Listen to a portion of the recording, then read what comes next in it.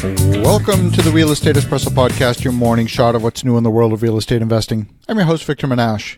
Today's show was inspired by something that happened recently. I was at a party, and I met someone who said they knew me, but I actually didn't know them. That happens often when you speak as frequently as I do.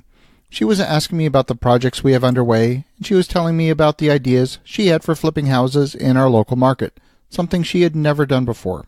The ideas she was suggesting sounded risky to me. The path to success is filled with landmines, and she would really need to work with someone who has a lot of experience to help her avoid the many pitfalls along the path. At that point, she offered to invest passively with me on some of my projects. Now, I don't know if she would even qualify to invest in our projects. That's not the point of the story. The point is, it was clear to me that she had not developed a clear idea of what constitutes a good investment. The idea that she would part with large sums of her money without having a clear criteria is the part I found disturbing. And sadly, I encounter this situation very, very frequently. So in today's show, we're going to talk about the importance of having a clear investment criteria. Making an investment decision requires discipline. It requires a formal due diligence process. I see people making insanely rash and poor investment decisions all the time. Frankly, it's hard to stand by and watch it happen. Due diligence requires a separate focus on three principal areas. These are, number one, the local market conditions, number two, the people running the project, and number three, the specifics of the deal itself. The idea here is that you develop your own due diligence checklist. The step that most people miss in this exercise is even if they have a checklist, they fail to put pass-fail criteria for each of the checklist items. For example, one of the market criteria that I pay attention to is the employment and demographics. I want an influx of population, an influx of jobs. For example, I will not invest in Illinois right now. Virtually every metropolitan area in the state lost population last year. Chicago lost 22,000 residents in the last 12 months. Nashville, on the other hand, gained 38,000 residents. But that by itself is not enough.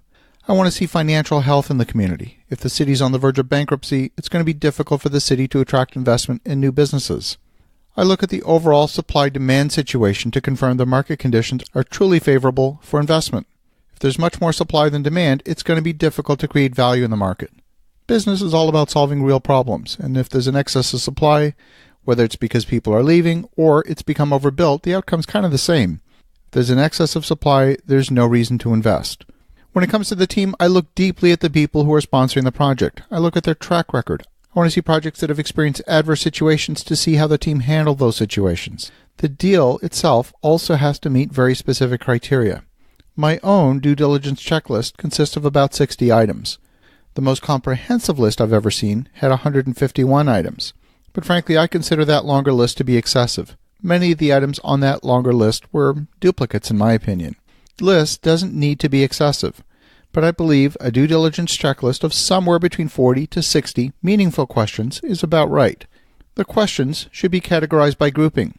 Within each subset list, some of the questions can allow for some grayscale in the answers, and then others require a black and white, binary pass or fail answer.